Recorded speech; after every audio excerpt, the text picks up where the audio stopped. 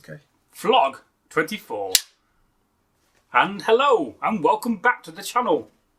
I am, as you know, Bragi, the Viking. And I'm Egil. Woof woof, baby. Oh yes, and this is the 24th vlog. Who'd have thought it? Not the weekly vlog, we don't do weekly now. We just don't have the time to film every week a vlog. This is so. Perhaps it's like bi-weekly vlog. Let's not put a time constraint on No. it, you know, because You get a vlog whenever you get a vlog. it's sort of tempting fate. We don't want to upset fate. Of course, do the we? last vlog, vlog 23, had a thumbs down. Yeah, right. Oh, well, I don't know why. Well, it probably became because we filmed it in the garden. I don't know. it just happened. It's one of the problems when you get a negative comment or somebody unsubscribes or you get a thumbs down. There's no feedback. So I do wish YouTube, and I think they are thinking about this, having some way you could leave some feedback, because it would be great to know why somebody gives you a thumb down. Is it because of the videoing? Is it because of what we said? You know, Maybe they just don't like it, but well, that's fair enough. that's like life. I mean, I don't really mind either way. You know, it's interaction, and a lot of people get really bothered and concerned about thumbs down and negative comments. But what you must remember is that it's interaction. At least somebody's watching it. And YouTube love interaction, whether it's a good interaction or a bad interaction. So, And that is why we ask about people leaving comments. Because oh yes, we can only be guided by your comments. I mean, yeah, we can all be and do it this way and make a total hash of it. But it's as much your channel as it is ours. indeed. And I promise we will be filming some more comment reading videos in the near future. That'll be fun. I've just got to print out the comments, and also we're not published yet the hashtag Ask Egil Anything video. So there will be a second one of them coming along, but I do have some more questions for you. Oh dear. So yes, looking forward to that. I am. Yeah, I'm glad you are. Yeah. It, Of course, there's no hashtag Ask Bragi anything, so thankfully, yet. So it can happen. So we're done that bit. What have you been up to in the last couple of weeks since we filmed? Killing mice. My mouse traps have wrought havoc among the mouse community in my kitchen, thank goodness. I saw my sister, she came over, and my brother-in-law. Oh, hello. And of course, my nephew. Hi to you all. Good day. Yeah. You've not met my sister, have you? Don't think I have. Yeah, well, she looks like me, got a bigger tash. Yeah, oh right, really? Yeah. But it's a bit like that scene from On the Buses when Blake gets a picture of his sister out. Yeah. It's him with a moustache. Apparently, we're supposed to look very similar, all of us. I've got 3 brothers and a sister. Apparently, they say we all look the same. I can't see it. And do I look like my sister? Yeah. Oh. Yeah, very much like your sister. Yeah. That's not a bad thing, eh? No, you are You've what got my you dad's are. looks. I don't have his hair, thank God. Well, he hasn't got much in either. Right, as my dad keeps saying, his hair is receding north very fastly. It's just got a wide parting. It's about 5 inches wide at the moment. But anyway, nothing abuse. I've been doing that. I did apply for a job, didn't get it. What a surprise. Did you find out, let you know them? Eventually. Oh, right. I won't tell you the place because they might sue us. But anyway, thanks a lot. It's their loss, not you know. Hey, They could have had a star here. yeah. Hide a star.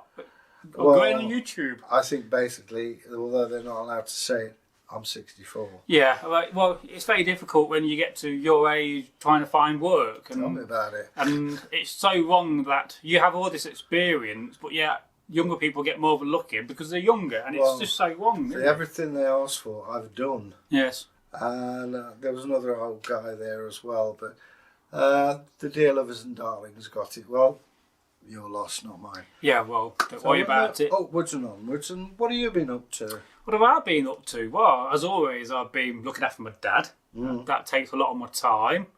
I'm pretty much housebound with that.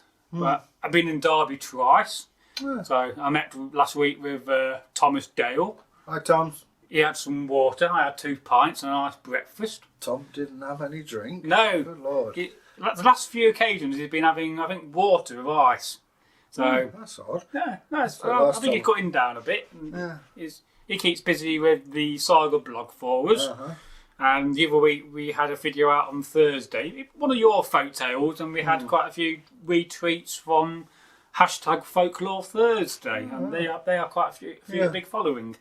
So, so I've been doing that, replying to comments, writing down more content ideas, researching more keyword phrases. So I'll get onto that at the end, because although often in the vlogs we talk about historical things, I also want to talk about YouTube as well, because we are YouTubers, and you guys love YouTube, and some of you guys are YouTubers too, and make content. So, well, what's coming up? I mean, there's the Rune Chat. Yes.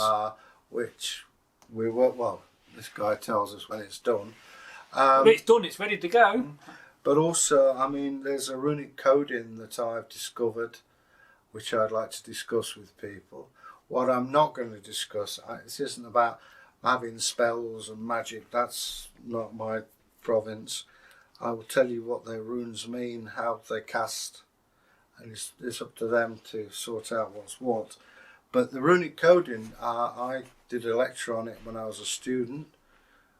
Oh, many years ago. It's 30 odd years ago. Is that the 1960s? No, it was 1990. It was 1989 actually when I did it. No, it wasn't 1990. 89 now. I was a teenager then. At school. I was 33.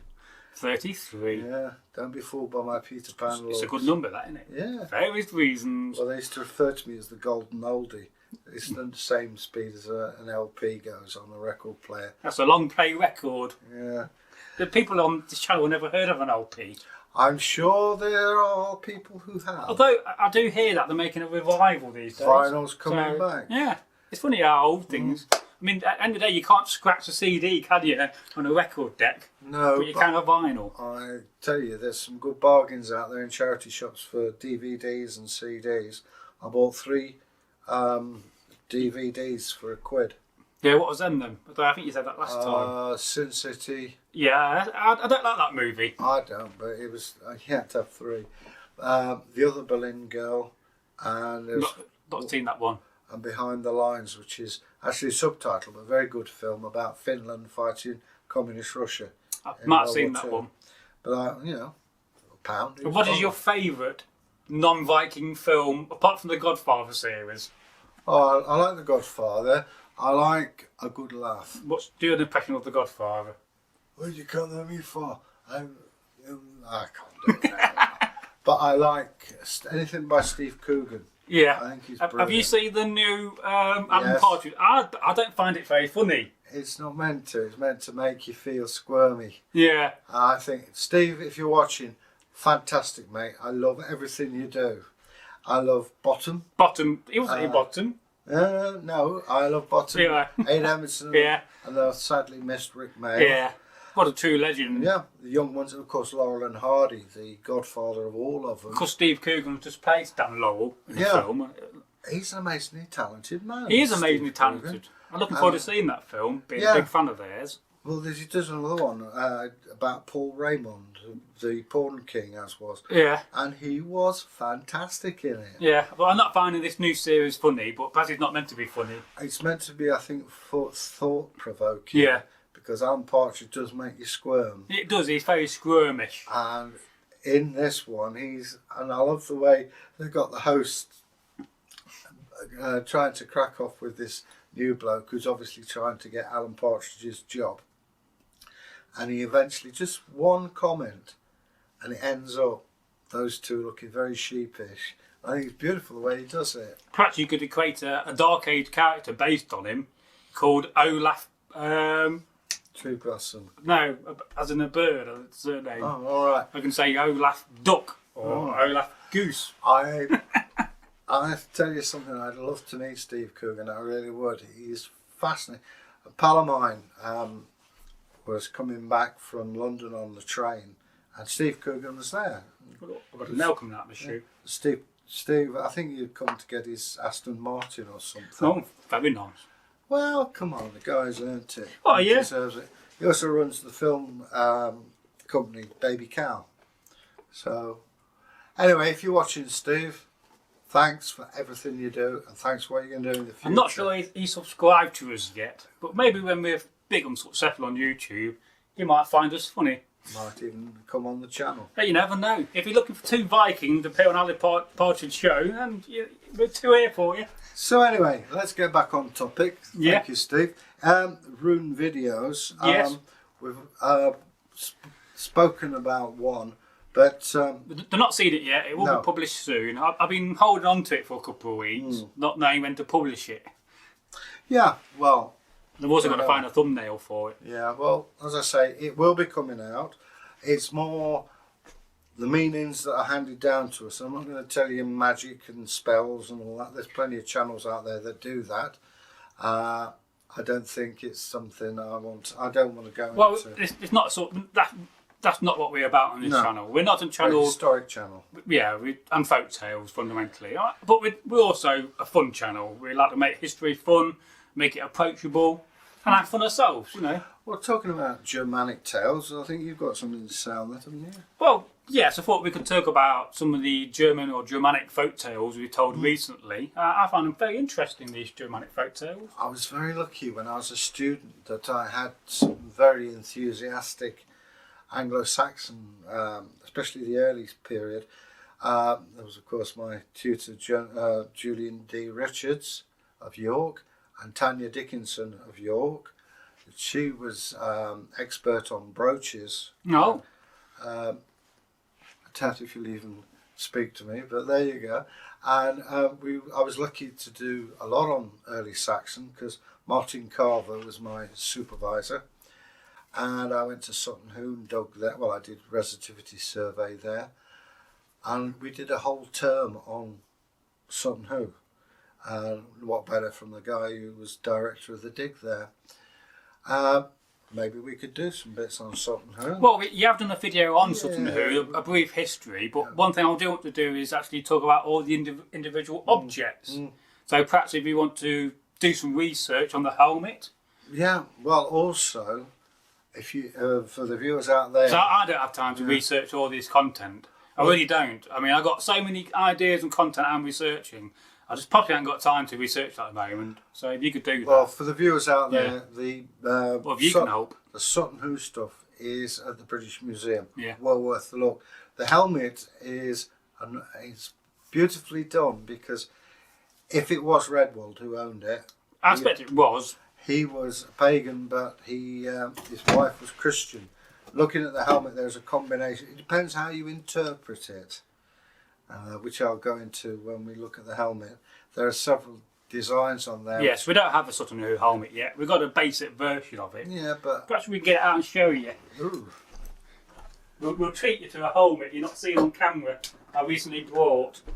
Though I'm slightly embarrassed by it. No, never be embarrassed. It is what it is. I mean, alright, the back's wrong. Yeah, well the back is wrong. But I'll pay 40 quid for this. We can list, but the main thing... protects the head. Perhaps you should put it on. I don't know. Let's have a look. It does fit you. I know that. There we go. Good grief! You can't breathe in it properly. It is very restrictive on your head when you wear it. It'd be very interesting to see what it's going to be like to fight in. I don't like the cheap plates. These are way too long. I think these are standing and watching helmets rather than going. This is a very typical helmet you'll find on eBay. Now, anyway. We could spend all day finding fault. Let's look positive at it. Okay, now when you look at this, the nose guard could be seen as either a raven or the dove of Christ. And it's not shown on here, but this is a serpent. It should be. Jormungand. So you could have good confronting evil. Yeah. Or you could have that as Irminsul. Well, one day we'll have a copy and we can actually talk and show you on camera when I find a decent copy. I will tell you. The Saxon pillar that holds the sky, which is integral to Saxon mythology. It is what it is. It doesn't pretend to be an accurate representation. No, this is just a modern representation of a peasant's version of Sutton Hoo. But it protects the back of your neck, it protects your head. Because that is a very much a Roman influence. Yeah. Well, the whole thing is based on the Roman. I hate the cheap plates. They've got to be taken off and reduced in size. But anyone doing reenactment this is the most important part of your kit. Yeah. Doesn't matter if you've got a sword, doesn't matter if you can't. I'm not sure how many reenactment society will let you wear one of these. Very few, I imagine. Helmet, a nasal helmet, covers all kinds of periods from... This is a better Saxon helmet. Perhaps you could talk about that one, Egil. Oh, here we go. Another helmet never been seen on camera. Now this one's a bit more like... I like this helmet. There you have the serpent, Jormungand. This originally would have probably had a column there, so that becomes the ermine sill. Again, it's got the neck plates, which are, these are particularly jammed in. But again, these protect the neck and the face. It means you can hear properly, but what people tend to forget is you've got to be able to breathe properly. And this and the spectacle takes the air away, whereas this is a real beauty of a helmet. This is a copy of the Coppergate. The original is in the Yorkshire Museum, but this is a faithful reproduction. Was it Ivor Lawton? It's an Ivor Lawton, so the same man who made the Sutton Hoo helmet for the British Museum. So if you're out there, Ivor, thank you. That is a beautiful piece of kit. And here we are. You've got your nasal bar, which protects you nicely, but you can breathe as well. Because when you're fighting, you are breathing a lot heavier than when you normally are. And as I say, you also want a disadvantage of ear flaps. It looks good, but you can't necessarily hear what's going on. Again, we have the serpent. This seems to be a common motif in Saxon helmets. But all the beautiful, perhaps you can hold it up and show the viewers, the beautiful intricate work that's gone into that. Even by today's standard, that is a lot of work. Ivor Lawton is a guy who's perfectionist. Oh, you can really admire his work. It's something to aspire to. Yeah. So if you're watching Ivor, well done. But I mean, he manufactured this in the modern world. Yeah. This would have been manufactured 1,300 years ago. It was actually incredible. Found at Coppergate in York, and what had happened was it was waiting to be scrapped. The nasal bar had a cut across it to test the quality of the brass, and it was waiting to be melted down. And why would you scrap such a thing? Because it's was it obsolete by then? It was obsolete in that if you pass us a helmet, I'll show you. This, very impressive. Now if you hit this with a blade, it's going to stick there. They tended to come towards more conical helmets, which my colleague is handling. There we go, I'll give you this back. Yes, we're getting another one of these in the post this week. Sound like Chris Tarrant. Now this one, if you look here, would be a millionaire. You hit this with the blade, it's going to glance off, and that's another refinement. It's also stronger. See, this is made in sections. Yes. This isn't, but it's shaped. And shaped armour, as we found out through the ages, with breastplates and tanks, believe it or not. It's either made out of one piece or two pieces and then 5 welded together. Not pattern welded, like I said in the previous video. But it's not been published. That really save your life. It's a matter of... They call them a King Harold helmet. It's a late Saxon design. But the new one I bought has a much higher peak, which is why I bought it. That could be a fashion thing, but it's also showing that you can afford. But I bought that helmet just so Egil's got a helmet on his head for combat videos. Well, I've got one at home, but mine's the Gimmenbu. Yeah, well, you could bring it at some point. Combat and yes, so brings us to combat of the shield. So combat of the shield. So I think we often neglect the shield as being a weapon, and it's not something. It is used often in combat to the full advantage. Well, there was a very interesting time team, and they showed you how to make the glue that held the boards together. It was I think it was a guy from Regia. It was a guy from Regia. And do you know how you do it? Do you want me to tell you? You tell the viewers. So first of all, you get some milk, and then you heat your milk up so it's lukewarm. You then get some sour vinegar, or gone off beer in this case. They use some Nuki Brown, gone off, because of the waste of Nuki Brown, you ask me. But then they put that into the mixture of the milk. They then get the whey, which is the cloggy solid liquid. Spongy bit. Yeah, and they squeezed all that out, and they put it up to one side in a bowl. They then go and get some cold ash from a fire, and they make a little pile, and then they pour some water on, and they make a little bowl, and they squeeze the water, because that's got alkaline liquid in, I believe, that's the right word, into the mix of the whey, and then they mix it all up, and you end up with a very strong glue. Yeah. And in fact, the other week, downstairs, we had some milk cartons, and one of them was leaking, and there was a cardboard box, and it glued the cardboard box to the top so much I had to get a scraper and scrape it off. So it just show you, glue is a marvellous glue. Well, when you think they're willing... Not glue, milk.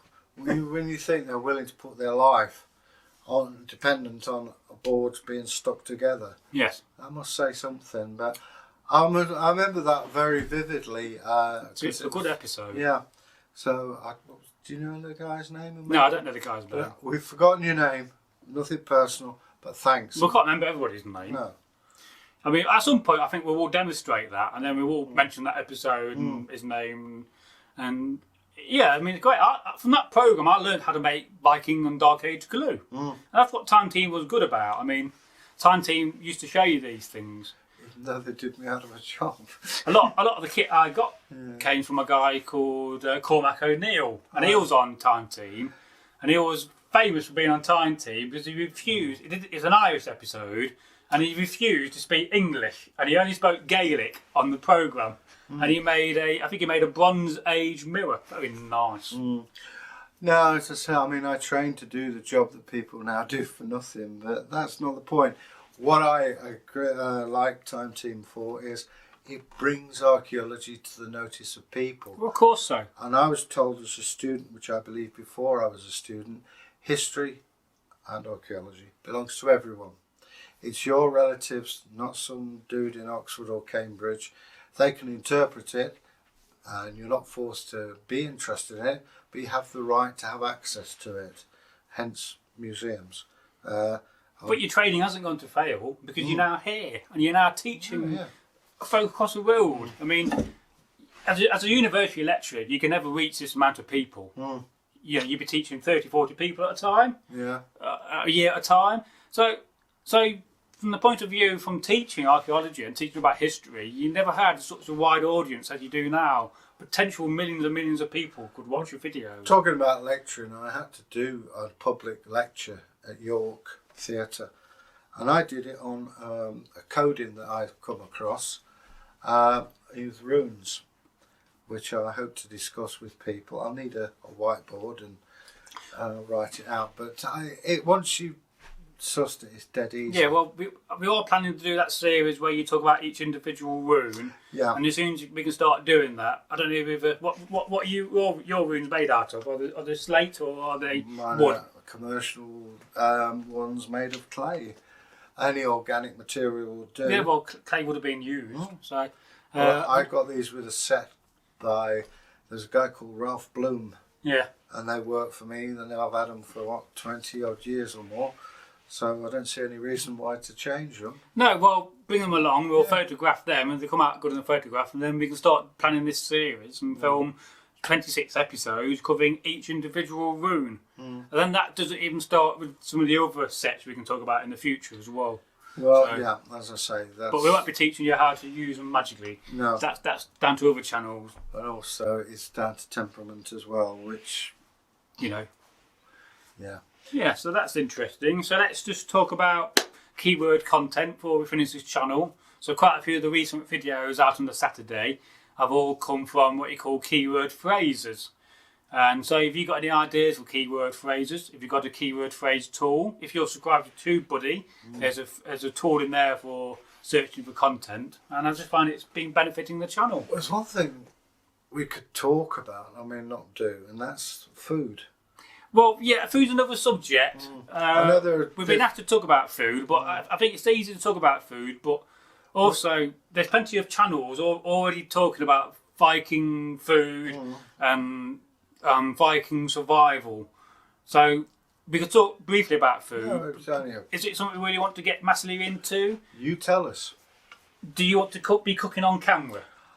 I wasn't actually planning on cooking, but yeah. talking about Well, we could talk about food, but I think it would be good if we did that to think about cooking. Although we don't have a modern a dark age firebox, we've got more of a 19th century one.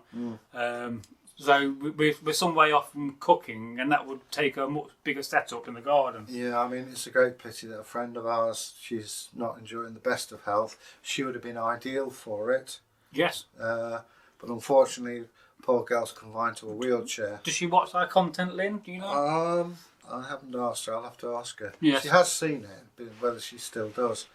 But she has good days and bad days. Yeah, well, if she wants to write some content research ideas for us, then that would help. She would have been ideal as a storyteller and things like that. But hey, you know. But that's not the way it's gone. If my auntie had a beard, she'd be my uncle, but she hasn't, so she's not. I'm not glad I've not met your auntie. Yeah, anyway, on that point, I think we're going to end this because we're running out of time. And, well, you got to get home for your tea, and I've got to get my dad's dinner. Yeah. Okay. So if you have any suggestions for any next vlogs, you know what to do, leave it in a comment. And until the next time we see you again on the next vlog series, this will be 25. Actually, the 25 episodes, if we've got good weather, we'll try to do some combat for that. Because 25 episodes, it's a bit of a landmark, isn't it? I suppose, yeah. Yeah, and more combat videos will get us more and more subs. Trust me on that. Not to mention bruises.